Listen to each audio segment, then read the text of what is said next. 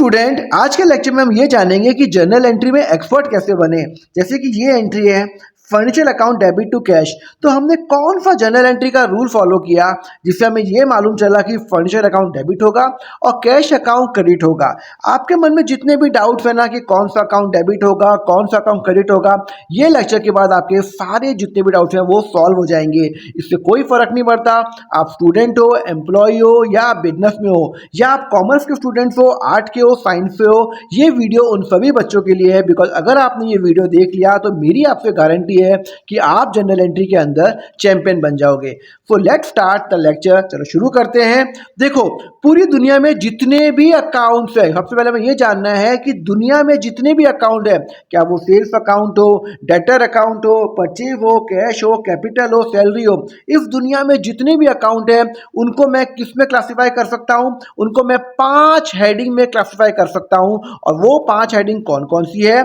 Assets, liability, expense और losses, income और profit और कैपिटल।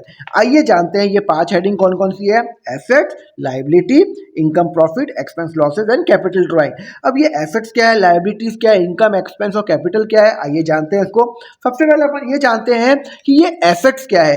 देखो, एसेट्स वो होता है जो मेरी प्रॉपर्टी होती है या जिस पे मेरा हक है, जिसकी लाइफ 1 साल से ज्यादा है और जिसकी रीसेल वैल्यू है। अगर सपोज करो मेरे पास लैंड है तो वो क्या है मेरा, वो मेरा क्या है? एसेट है। मेरे पास मशीनरी है, वो क्या है? मेरा एसेट है। मेरे पास कैश पड़ा है, वो क्या है? मेरे पास एसेट है।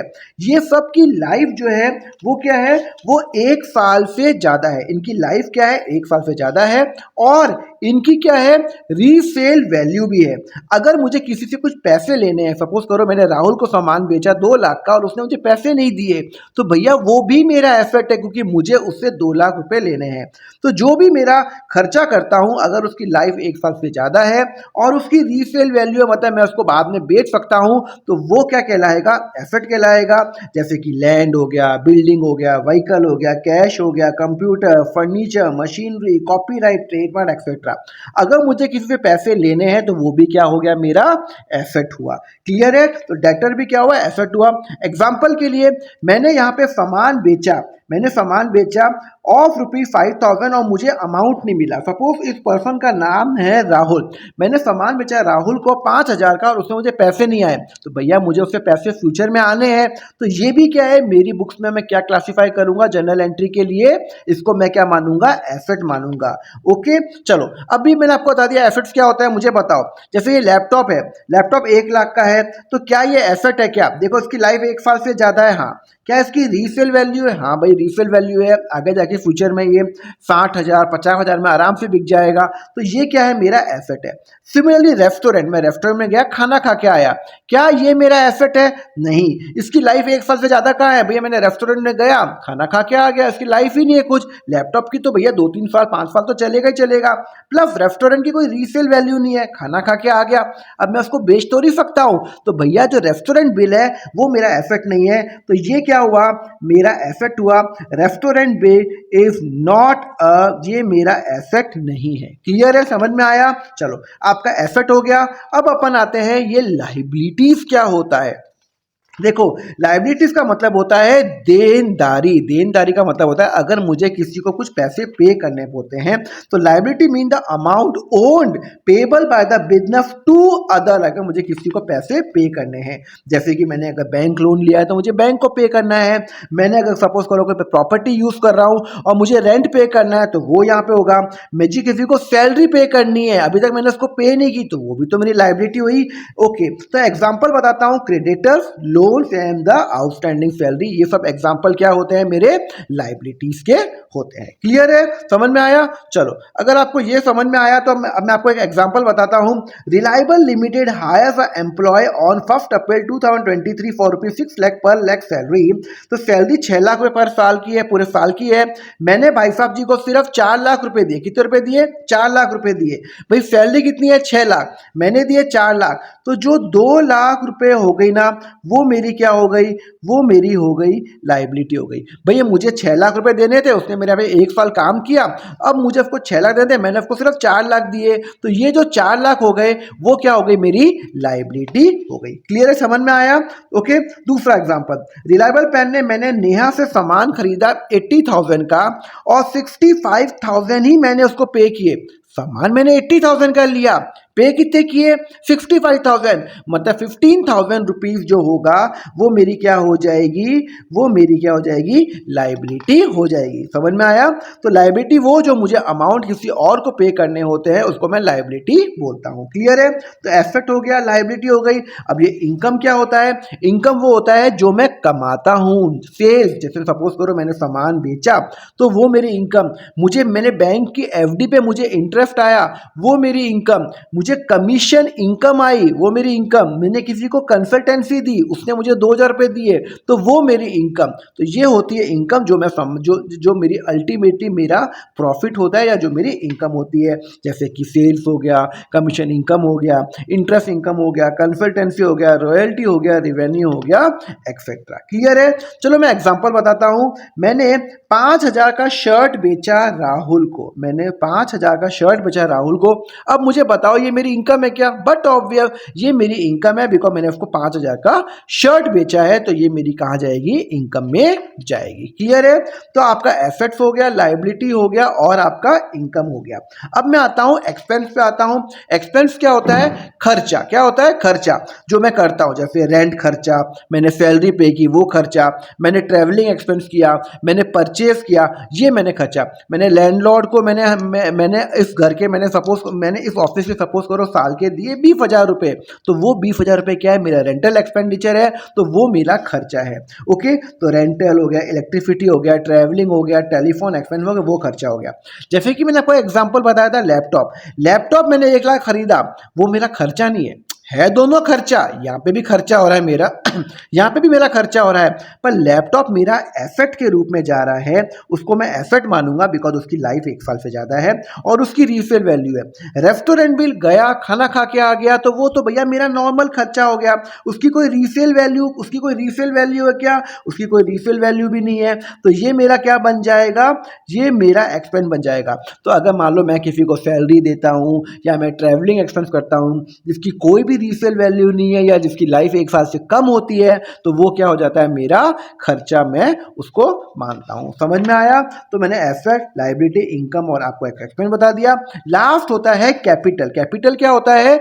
जो ओनर बिजनेस में डालता है।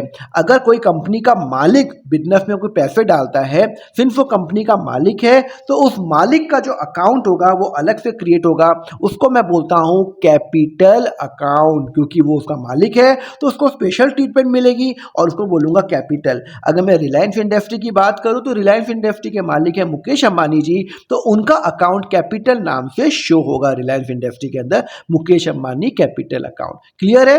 तो जो मालिक होता है उसका एक अलग अकाउंट होता है, जो ओनर होता है उसको हम बोलते हैं कैपिटल बोलते हैं। जैसे यहाँ पे राहुल ने बिजनेस में 4 लाख रुपए डाले, तो भैया ये इसका मालिक है। कैसे मालूम चलेगा ये इसका मालिक है? अरे कल इस बिजनेस को 10 लाख का फायदा हो गया, तो 10 लाख का फायदा किसका? वो राहुल का। तो राहुल क्या हो गया, इस कंपनी का मालिक हो गया, तो इसको मैं बोलूंगा कैपिटल। क्लियर है? चलो यहाँ पे क्लियर है। तो मैंने आपको बता दिए कि अकाउंट कितने टाइप के होते हैं, एसेट, लायबिलिटी, इनकम, एक्सपेंस और कैपिटल। तो यहाँ पे तो अपने अकाउंट तो क्लियर हो गए, तो एक बार टेस्ट ले लें, अपन चेक करें। चलो अब मैं आपका टेस्ट लेता हूँ। बताओ रेंट क्या है? सर रेंट तो खर्चा है। बिल्डिंग क्या है? बिल्डिंग मेरा एसेट है, उसकी लाइफ 1 साल से ज्यादा है। लैपटॉप क्या है? लैपटॉप भी 1 साल से ज्यादा लाइफ है। कमीशन इनकम क्या है? इनकम है। क्रेडिटर क्या है? मुझे किसी को पे करना है, तो वो लायबिलिटी में आएगा। लोन पेबल क्या है? लायबिलिटी में आएगा। ओनर कैपिटल क्या है? वो मेरा कैपिटल में आएगा, बिकॉज वो कैपिटल अकाउंट के अंदर जा रहा है। क्लियर है? समझ में आ रहा है? चलो अब अगर आपको ये समझ में आ गया तो अब हमें समझना है rules of debit and credit. बड़ा सिंपल है। डेबिट क्रेडिट का रूल्स क्या है? देखो बड़ा सिंपल है। जब जब एसेट और एक्सपेंस बढ़ेंगे, इंक्रीज होगा, तो वो डेबिट होगा। जब जब एसेट और एक्सपेंस डिक्रीज होगा तो वो क्या होगा? क्रेडिट होगा। सिमिलरली जब जब लाइबिलिटी इंकम कैपिटल, जिसको मैं LIC भी शॉर्ट फॉर्म में देता हूँ, LIC बोलता हूँ, जब जब वो बढ़ेगा तब क्रेडिट होगा और जब जब वो कम होगा वो क्या होगा, आपका डेबिट होगा। बस आपको ये रूल फॉलो करने और आपके लिए जर्नल एंट्री एकदम सिंपल हो जाएगी। करके बताऊं? चलो मैं आपको एक सिंपल सा जर्नल एंट्री करके बताता हूं। सैलरी पेड ₹50,000 इन कैश, मैंने सैलरी पे की 50,000 रुपये कैश में। चलो इसकी एंट्री करके बताओ। देखो मैंने सैलरी पे की 50,000 की, तो भैया मैंने सैलरी पे की तो एक तो मेरा सैलरी और एक हो गया मेरा कैश। सैलरी कौन सा अकाउंट है, जल्दी जल्दी बताओ। सैलरी मेरा खर्चा अकाउंट है, it is a expense account. Okay, और कैश कौन सा अकाउंट है, कैश मेरा एसेट है, उसकी लाइफ 1 साल से ज्यादा है। तो यहाँ पे सैलरी मेरा खर्चा हो रहा है, जब जब मेरा खर्चा बढ़ रहा है, खर्चा बढ़ रहा है तो वो क्या होगा, डेबिट होगा। सिमिलरली कैश क्या है, मेरा एसेट है और कैश मेरा कम हो रहा है क्योंकि मैं सैलरी पे कर रहा हूं तो मेरा कैश कम हो रहा है और जब जब कैश कम होगा तो वो मेरा क्या होगा, क्रेडिट। तो मेरी एंट्री क्या होगी, मेरी एंट्री होगी सैलरी डेबिट और टू कैश अकाउंट, कितना मैंने पे किया, 50,000 एंड 50,000। क्लियर है, आपको समझ में आया?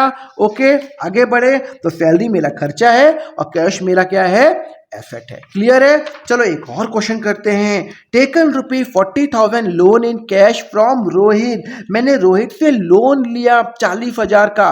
चलो मुझे बताओ कैश में लोन लिया, उसकी एंट्री बताओ। बड़ी सिंपल है, मैंने लोन लिया तो भैया जब मैं किसी से लोन लेता हूं तो मेरे पास कुछ तो आएगा ना, हाँ मेरे पास कैश आएगा। और मैंने किससे लोन लिया, मैंने रोहित से लिया तो मैं रोहित लोन अकाउंट क्रिएट करूंगा। मेरे पास कैश आया, कैश तो मेरा एसेट है, मैंने लोन लिया, उसने मुझे पैसे दिए, कैश आया, कैश बढ़ा तो वो क्या हो गया, डेबिट। सिमिलरली रोहित क्या है, अरे भैया रोहित को मुझे वापस, उसने मुझे फ्री में नहीं दिया, मुझे उसको फ्यूचर में पे करना है। मुझे कितना पे करना है उसको, 40,000 रुपए। तो मेरे लिए लाइबिलिटी क्रिएट हो रही है और लाइबिलिटी जब क्रिएट होती है तो वो क्या होता है, क्रेडिट होता है। तो रोहित लोन क्या हो जाएगा, क्रेडिट हो जाएगा। तो मेरी एंट्री क्या होगी, मेरी एंट्री होगी कि भैया मेरे पास कैश आया, कैश अकाउंट डेबिट करूंगा और टू रोहित लोन अकाउंट करूंगा।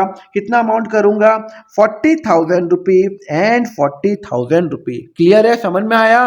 कैश आया और मुझे लाइबिलिटी पे करनी है तो वो यहाँ पे आएगा। क्लियर है? देखो मैंने यहाँ पे बता भी रखा है, लोन लाइबिलिटी है, कैश मेरा एसेट है। समझ में आ रहा है? सर एक और एंट्री कराओ ना। चलो एक और एंट्री करते हैं। Commission income of ₹30,000 received via cheque. चाहते हैं तो लाइक तो जरूर करो यार, लाइक लाइक कर दो तो अच्छा लगता है।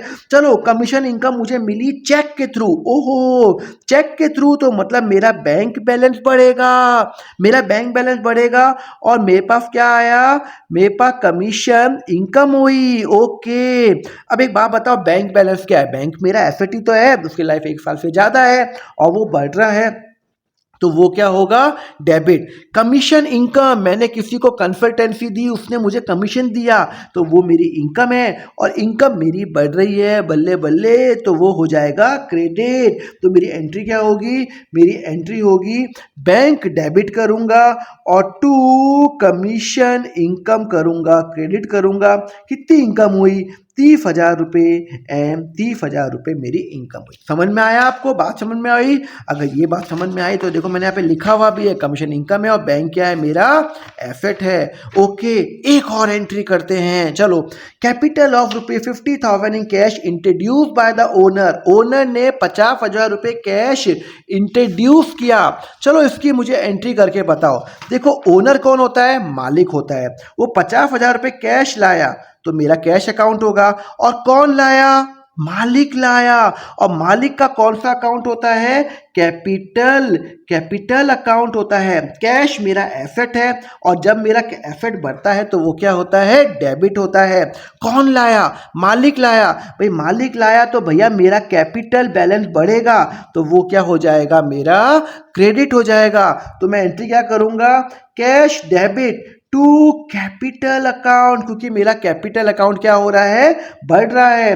कितने से बढ़ रहा है, 50,000 से मेरा कैश अकाउंट से बढ़ गया और कैपिटल अकाउंट मेरा इंक्रीज हो रहा है। जैसे कि यहाँ पे मैंने एग्जांपल बता दिया, ओनर कैपिटल इज कैपिटल और कैश मेरा एसेट। होपफुली आपको लेक्चर अच्छा लगा हो तो लाइक जरूर करना। आपका एक लाइक और एक सब्सक्राइब मेरे लिए बहुत मायने रखता है, मुझे मोटिवेशन देता है। तो जाते जाते लाइक एंड सब्सक्राइब जरूर करना, ऐसी वीडियो लाता रहूंगा। Thank you very much, have a nice day, take care.